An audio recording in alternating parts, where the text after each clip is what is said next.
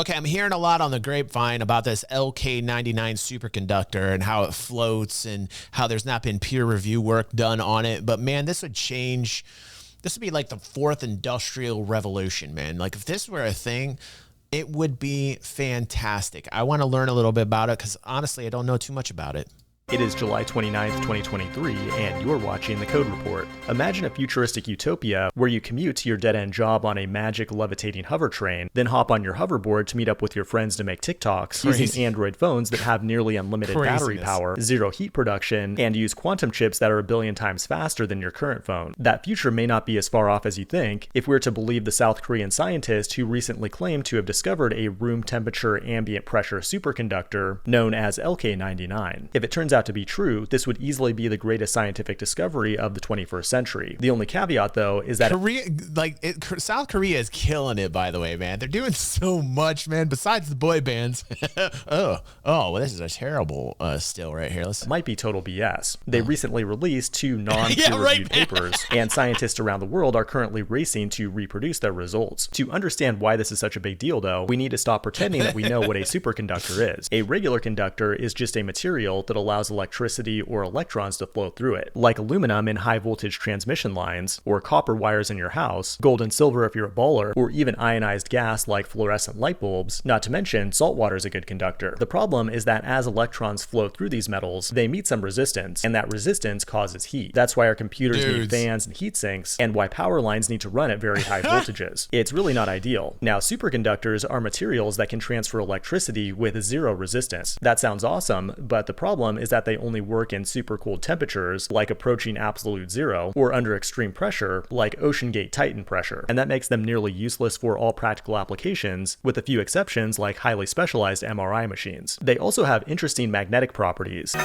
Magnets, how do they work? Type 1 superconductors expel all magnetic fields when transitioning to a superconducting state, which is known as the Meissner effect. Then we've got type 2 superconductors that don't completely expel magnetic fields and can operate at relatively higher temperatures, which makes them more suitable for practical applications today. But LK99, if it's even legit, would completely change the superconductor game because it operates at room temperature with ambient air pressure. And surprisingly, cooking this stuff up isn't that difficult. You just take some lead oxide and some lead sulfate, heat it at 725 degrees Celsius for 24 hours, and that should give you some lanternite. Then create some copper phosphide with a vacuum, mix them together and heat them up, and now you've got LK99. It's surprisingly simple, and the next 48 hours will be really interesting to see if other cooks can actually get this recipe to work. The practical use cases for such a material are impossible to understate. Electronics will become faster and more efficient, medical tech would become cheaper and more accessible, it could open the door to things like quantum computing and frictionless transportation, and dramatically improve energy efficiency to the point where politicians don't need to feed us bugs to make the weather better. Now, before you get too excited and start investing all your money on levitating train stocks, many smart people out there are highly skeptical of this paper. By comparison, all right, put a 1 in chat if you think this is just going to fall flat on its face, man. I remember fusion. I remember now they're actually able to create fusion in scenarios. But like I remember back in the day in the 90s, they were like, oh, cold fusion. Like cold fusion was a thing, and then it just fell off the planet. Nobody actually did anything after that, and people were like, well, what happened to it? I wonder if this is going to be like the same thing, man. Like I wonder if this is peer reviewed and it's true, man, it's like, what world am I living in? It's going to change everything. If this actually succeeds and is tested and it works, it's going to change everything. Everything.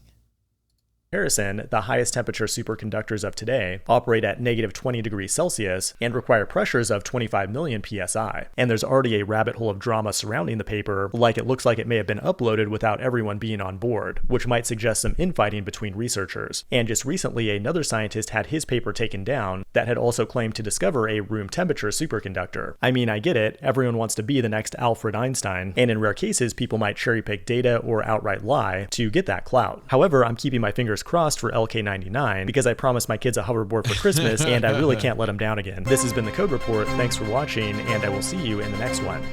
All right, so a little bit more here. Let's check out what Some ordinary guys and gamer gals, I'm Mutahar, and today we're talking about a massive achievement for mankind. Now, possibly a massive achievement for mankind. Now, for those of you who don't know, there's something known as LK99. You might be hearing about it, might be on the news. Your mom and dad might hit up and tell you, are things levitating? Do we have flying cars and trains and automobiles? Now, for anybody that's following this, LK99 is a potential room temperature superconductor. And of course, this is what it apparently looks like. You might be wondering, this black rock onyx, whatever material. Yeah, this is actually the discussion of international academics, physicists all over the world right now. There's even some drama going on between PhDs about the validity of this superconductor.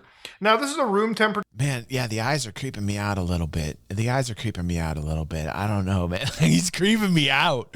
I'm going to finish it off with this. Like, I can't do it, man. The eyes are freaking me out.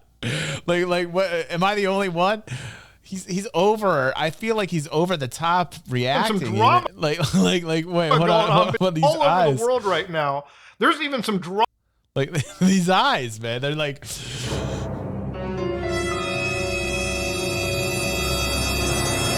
I can't do it, man. All right, let's see what this has. Joining me now to offer some insight into how big a deal this has the potential to be for the tech sector, Wedbush Securities Managing Director. I don't have great eyes, but I certainly don't do that the entire time I talk. Thank you for joining me in studio for Last Call. All right, so I said if. My eyes are weird too. In defense of that guy, I don't know who he was, but I couldn't do it. You know, the kinds of steps that you would normally want to see before you throw your eggs in this basket, but overseas, there's a lot of excitement about it. I mean, this would be transformative, revolutionary if it actually proven true. It's going to have to be stress tested, but ultimately, if you really think about it, this would be, from a superconductor perspective, turning Clark Kent into Superman. Scalability, cost would really be a game changer. Well, I've read through some of the science behind it, and they say, look, part of the skepticism is that one, it's not peer-reviewed, but two, they have this lead acetate. This is the actual material, which doesn't on its face seem like a great conductor of electricity, and then they go from there. What kind of testing, what kind of peer review would turn buyers into the skeptics? Well, if you go back... the successful type.